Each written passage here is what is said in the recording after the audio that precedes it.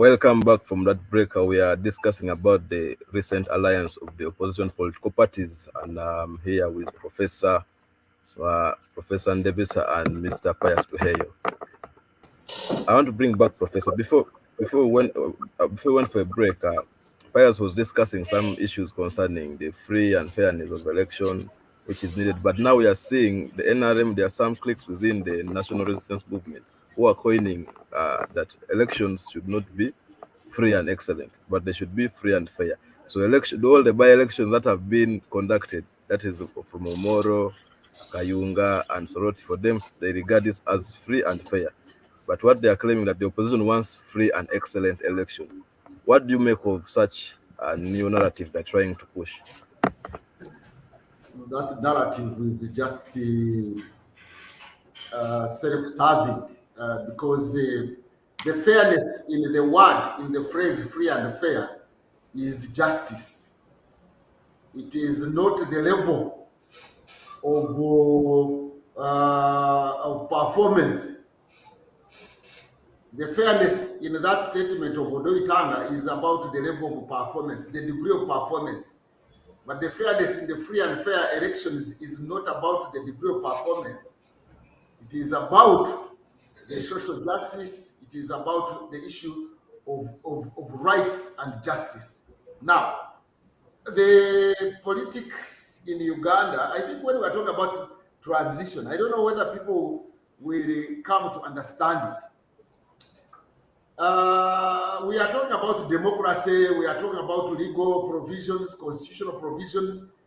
I think that debate is misplaced.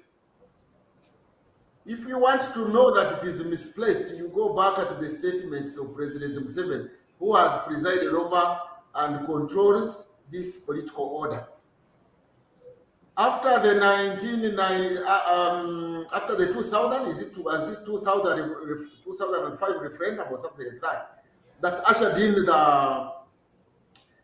this dispensation, this political order, supposedly at the legal level of liberal democracy, multi-party system, therefore liberal democracy. He did say that actually the process of the referendum and opening up had the significance and value of Kobe Jacob, getting rid of those who don't want to be with us, not the outcome of which was supposed to be civil politics or liberal democracy. It was just getting rid of others. So you can imagine the politics, the purpose of politics being getting rid of fellow citizens. That was the purpose, getting rid of fellow citizens who were encumbering us in pursuing what we want to pursue. But two, he also did say that although we have legally opened up, we know that the movement system, that is the illiberal system, is superior to the liberal system. Yes.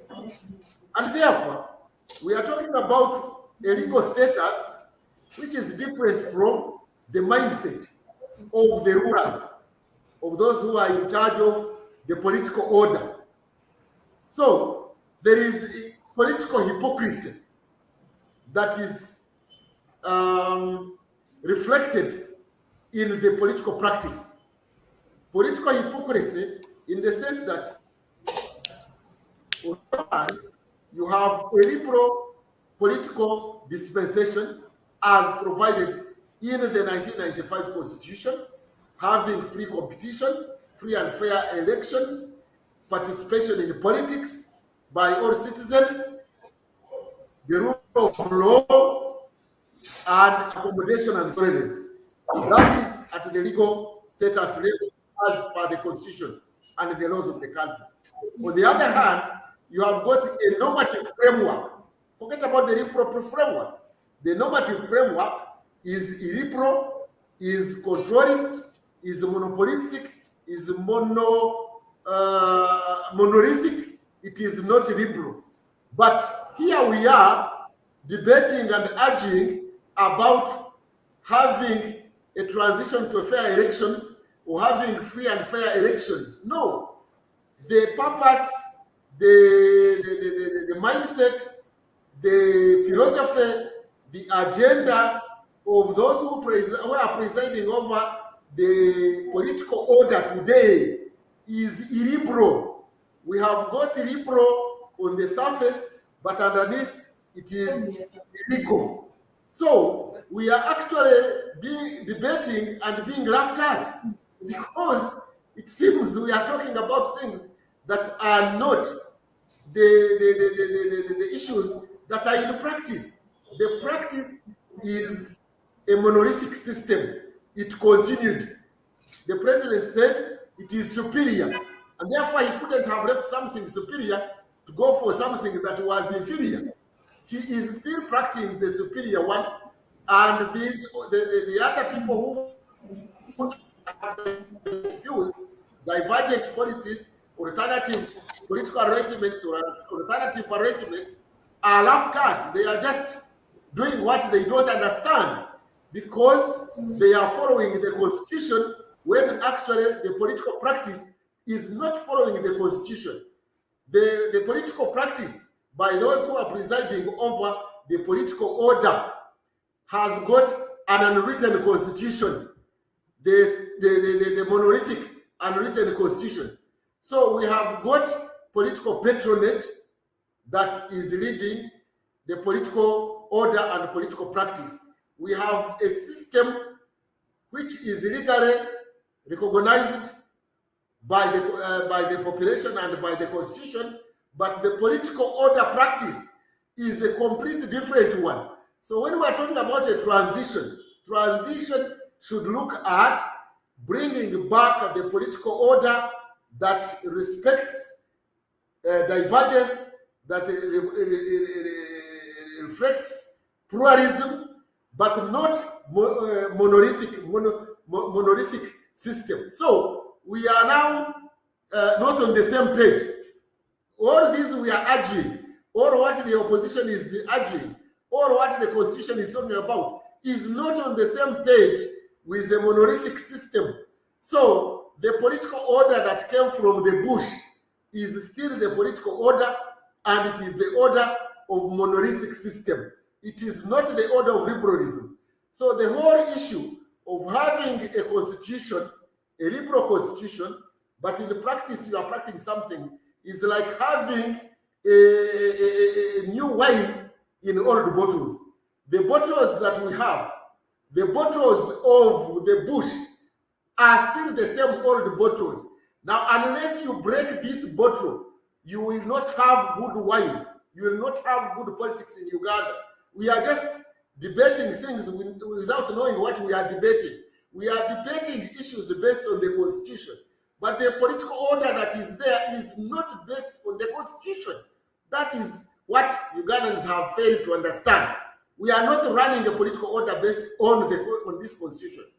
This constitution is liberal, but the practice is illiberal. Therefore, when we talk about a transition, we should be talking about not a transition of individuals. That would be succession. We should be talking about transiting from the monolithic system to a liberal order, if we so wish. But otherwise, if we hold alliances, like the opposition is signing alliances for electoral win, electoral purposes, without looking at the political order to transit from an illiberal system to a liberal system, then we don't know what we are transiting from. But on the question of failure of alliances, they are bound to fail because they are operating in a system that does not allow them to operate and ally on principles. They are just still operating like the grasshoppers.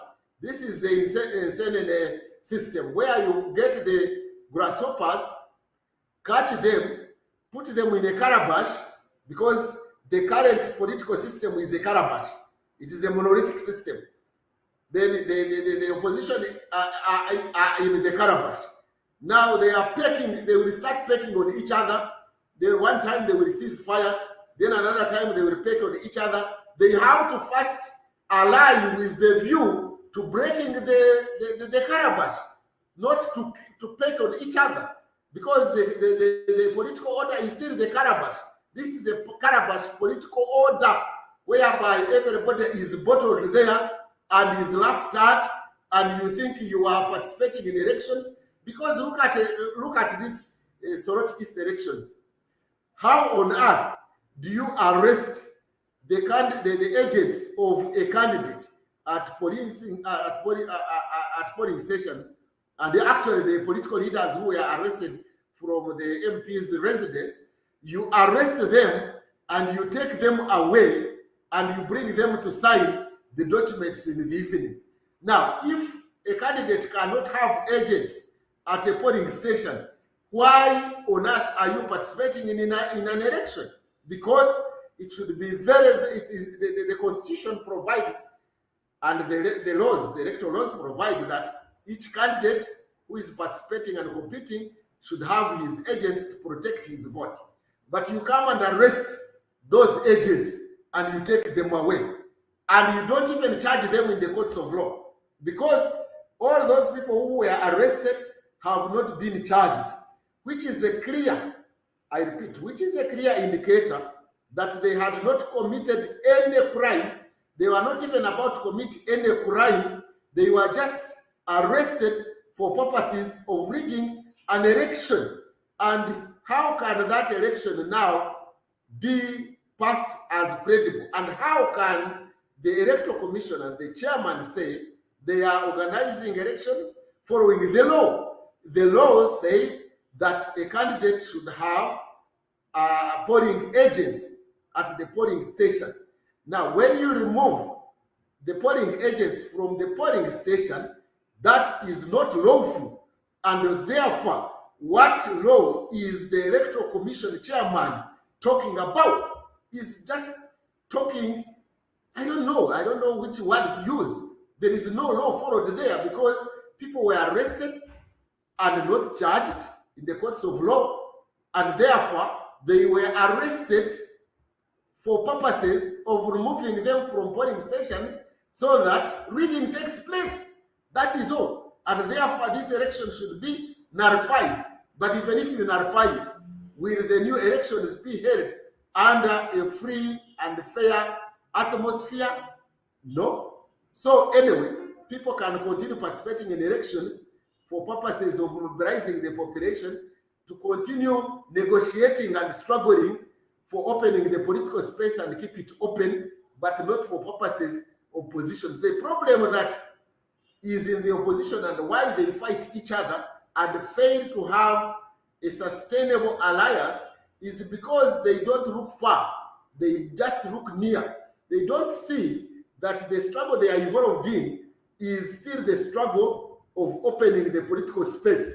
They assume the space is open and therefore they are going to participate in an electoral exercise to win elections and occupy positions. No, they should be allying for opening the political space and use elections as an instrument for opening the political space, not for occupying positions. And therefore, there is no need to fight over who is going to stand in this constituency. They should just agree and field one candidate and pursue the project of opening the political space, not pursue winning to be in positions of office. Thank you so much, Professor. I want now to bring Pius here. You've just had Professor try to explain that what we have is a political culture which is more of an illegal, it's monolithic in nature, not open, doesn't allow other people to compete in a manner that is progressive in nature. And one of the reasons for the formation of this alliance we are seeing today is that they want to rally the population to defend their democratic rights and ensure that election manipulation ceases. And what the professor just explained shows that the context doesn't allow. So I want, from your own view, do you think these opposition political parties that have allied can be able to rally the population to defend their democratic rights and stop election manipulation in the current context? Yes, thank you, Abel. Uh, what I can say is on that, the the laws of Uganda, as per now, the Constitution, Article 29, allows or gives uh, political parties or individuals to associate. They have the freedom to associate, and I think this is the premise of the communique they published. And therefore, the purpose of their alliance, or the purpose of these parties coming together, is not yet clear to everybody. What they are talking about is the by-elections and ousting the Museveni regime. Now, I would love to look at the same context that was in Kenya when Daniel Arap Moi was getting out of power. What Kenyans did was to negotiate the exit. It was negotiated, and they had to come up with a different constitution. And this fostered transition and at least the democratic principles that are being seen in Kenya. Now, when it comes to Uganda, it's a very different story.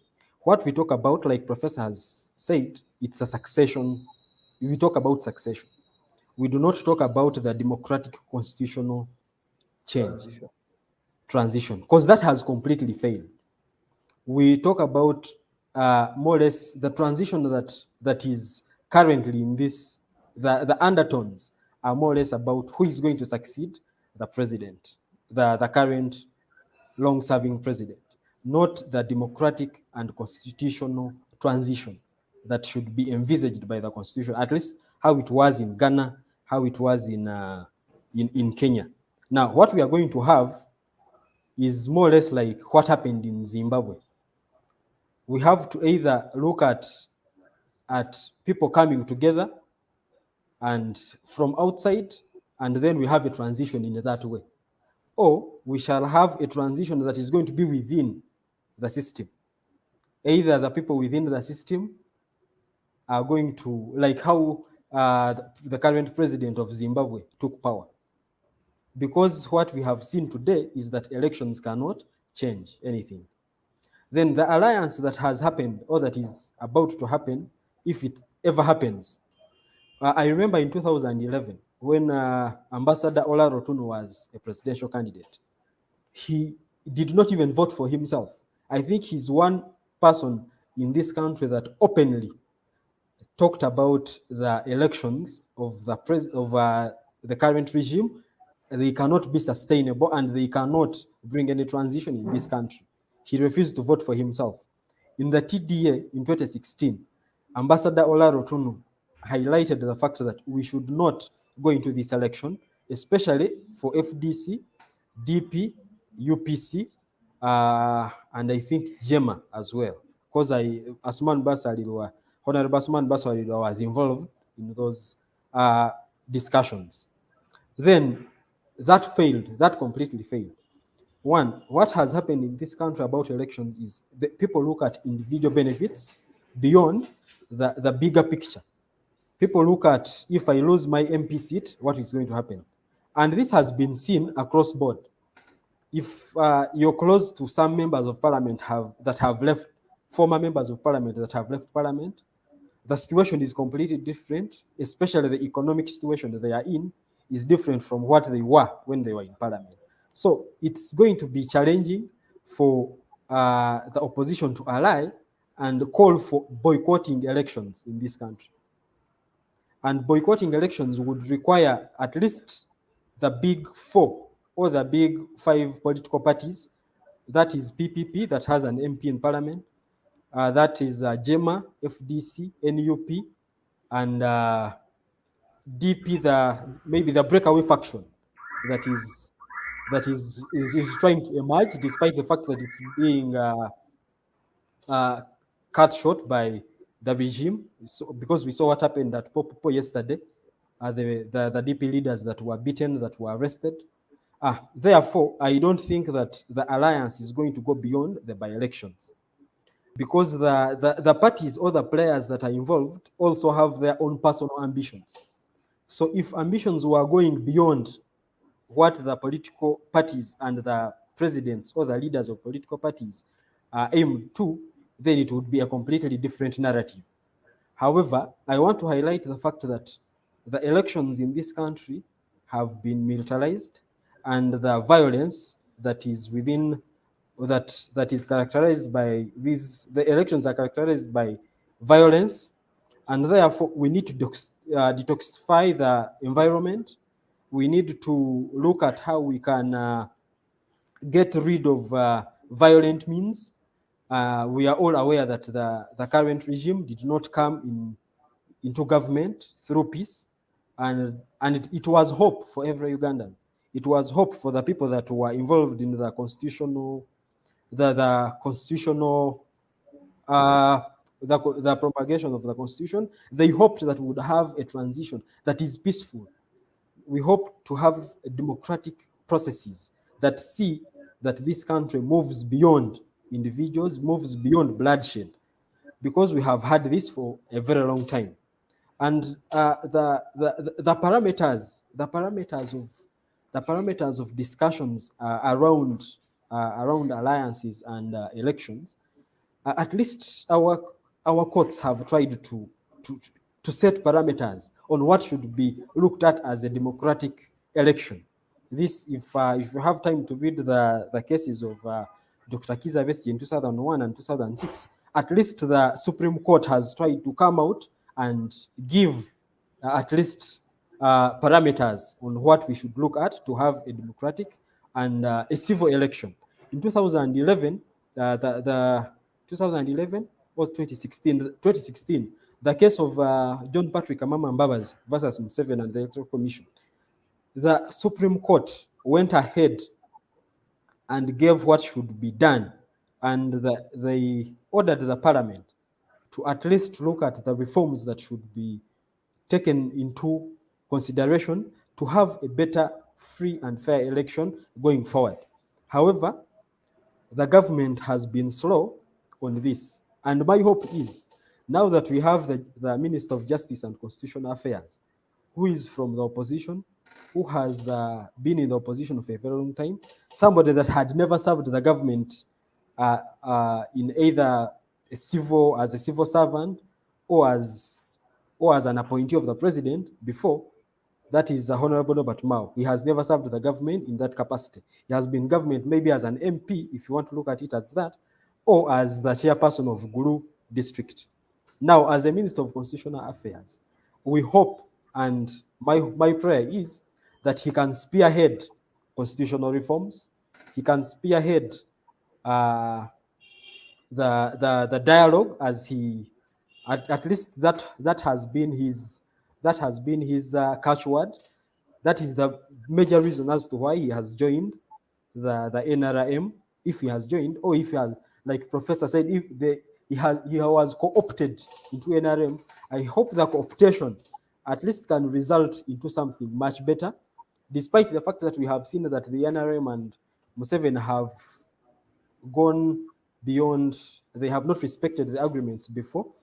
There are very many people who have gone into government hoping to change things, and they have failed. And this includes professors that you would not expect to have failed within the system.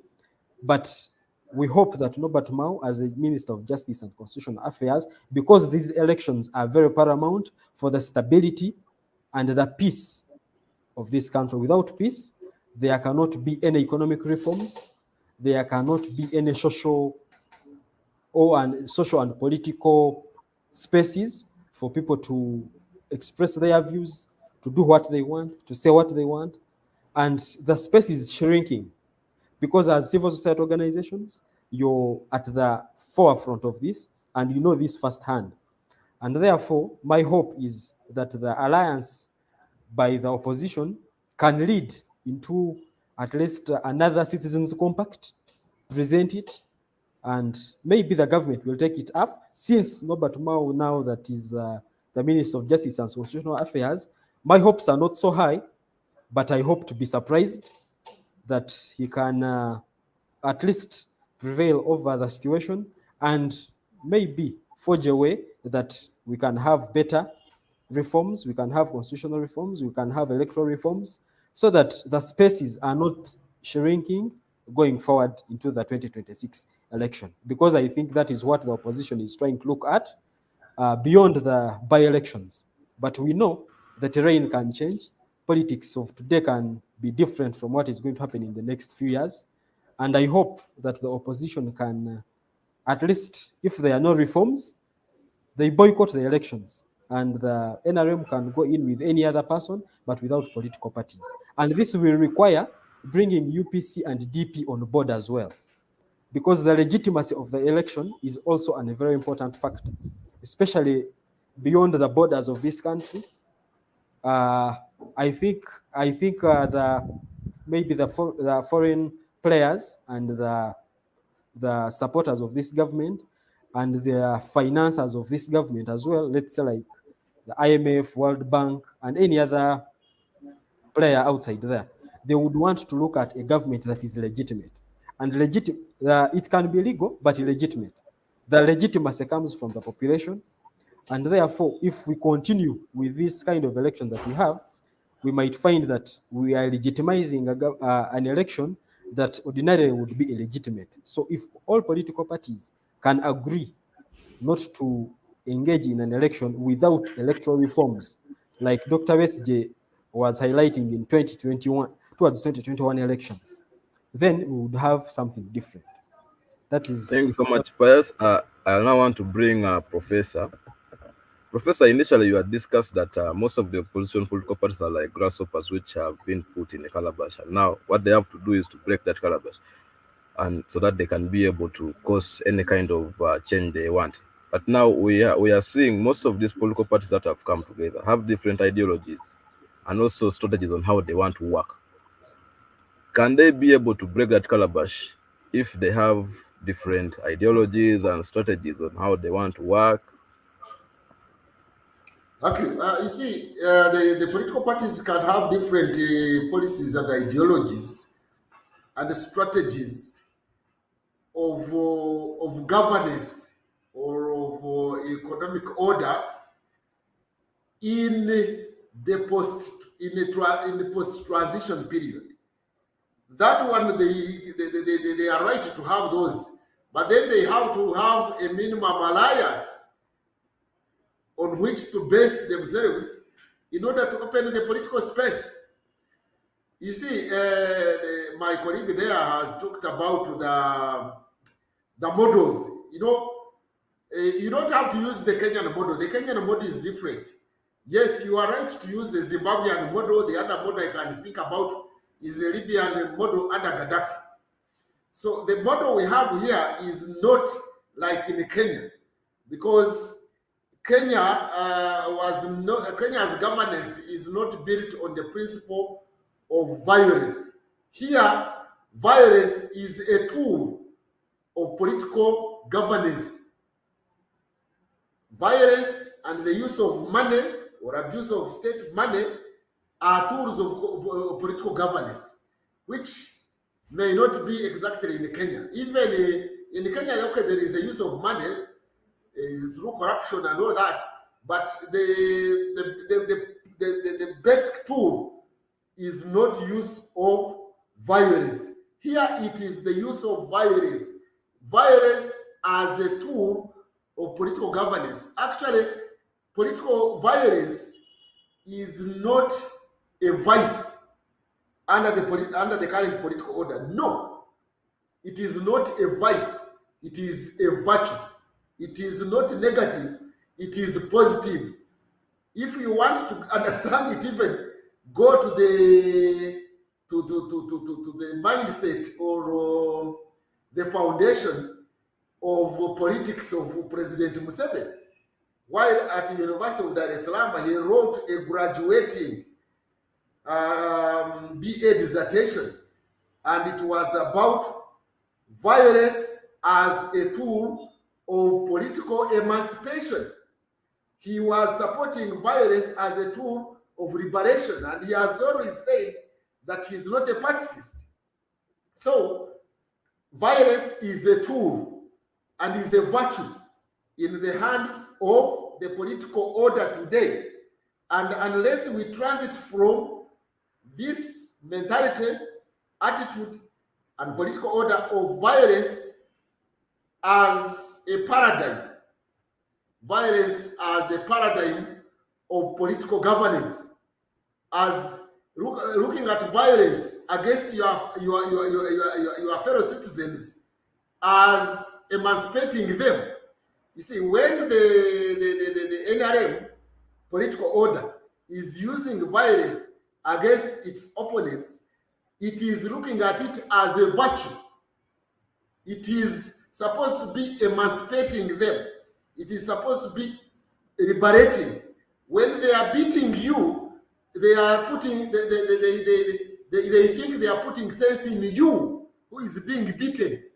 And they are putting sense in the whole country that when somebody is beaten or is killed, then the rest of the population will be liberated. So violence is a liberation tool of the NRM. And unless and until we transit from this violence as a tool of political governance to civil politics, then we cannot talk about transition. We are talking about actually succession, but we could actually jump from the frying pan to the fire. You may find even Museveni's use of violence is less callous than the one who may replace him, because he could be replaced by somebody, he could be succeeded by somebody who now uses violence in a naked way. He will not even sweet coat it. He will just use it in a naked way. So we are in a political order where violence is a tool of political governance and is looked at as a virtue for emancipation and liberation. So unless that mentality changes, and unless the people who are holding political order today change from that mentality, that business of saying that you can participate in elections with the view to going for a transition, or even as Norbert Tomao says that I've joined these people in order to facilitate transition or activate transition. Transition from what to what? Is it transition from military politics to civil politics? Yes, that one I would agree. But will he be listened to? Is he part and parcel of the system? Now, my colleague is talking about boycotting. Me, I wouldn't go for boycotting. I would encourage these opposition political players to continue participating in elections, but not as a tool of coming into office, but as a tool of mobilization for a transition from militarism to civil rule. That is why I would encourage them. If you boycott in the current situation, okay, if it were to be boycott, it should be active boycott, not passive boycott. And you cannot have active boycott until you first participate. You first go for elections, you participate in mobilizing, and maybe you boycott on the last day. Of course, it has got its disadvantage also. People will think you are a coward or you wasted their time. Those who do not see far, those who are looking at things from a short perspective, they may also not appreciate that boycott on the last day. But otherwise, just standing today and say, I am not participating in elections, the citizens will not understand you. They will think you have abandoned the system, the politics. After all, there will always be the DPs. There will always be the Maos, the Ochegeres of this world. You remember Ochegere? Maybe you people were younger. You don't know when the opposition boycotted the referendum and Ochegere participated. There will always be the Akenas. They will participate anyway, and there are always even the independents who will participate anyway. And you miss that opportunity when there is an election euphoria to campaign and use it as a platform for voicing the concerns about militarism. My concern, if I were to advise the opposition or anybody actually who is interested in a peaceful transition in this country and building a nation in this country, forget about even democracy, having a nation, because we don't have a nation. I heard my colleague there talk about a nation. There is no nation in Uganda. This is just a geographic expression. It's just a country. Using a computer metaphor, it is just a hardware. There is no software in this country because we don't share same values, we don't share same principles, we don't share the same destiny. My model of development, of political development, would be to have a consensus on political values in a constitution as our norms, and then believe in those norms and use those norms to bring us together.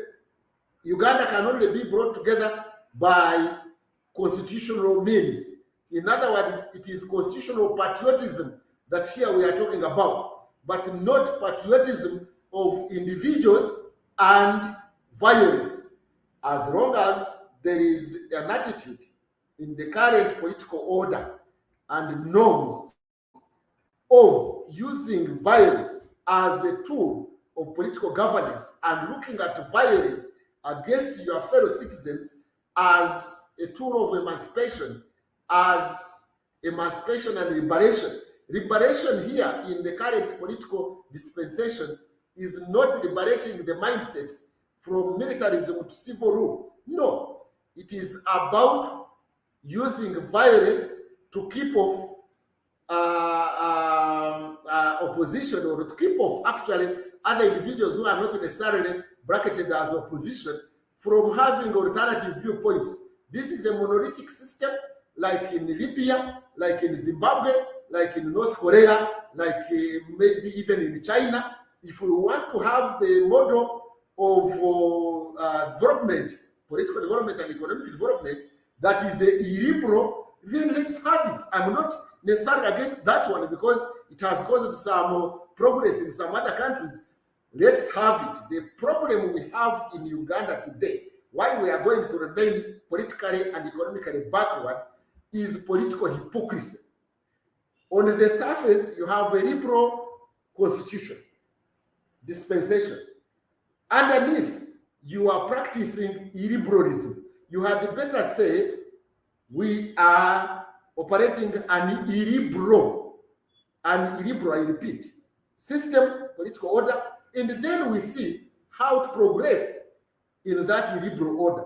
But to pretend that you have a liberal constitution and constitutional order and political order, when actually you are practicing the illiberal one, is actually undermining development in two ways.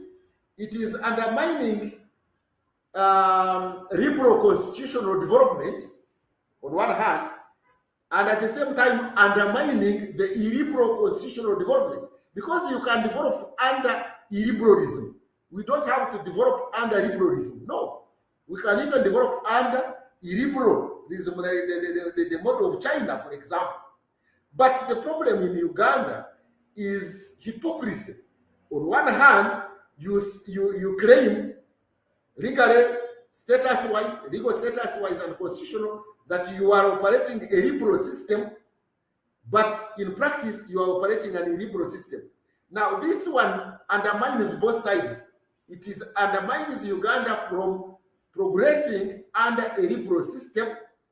At the same time, it is undermining Uganda progressing under an illiberal system, because you can develop under an illiberal system. You can develop also under a liberal system. But we cannot in Uganda now develop under either. On one hand, we claim to be under a liberal dispensation at the constitutional level.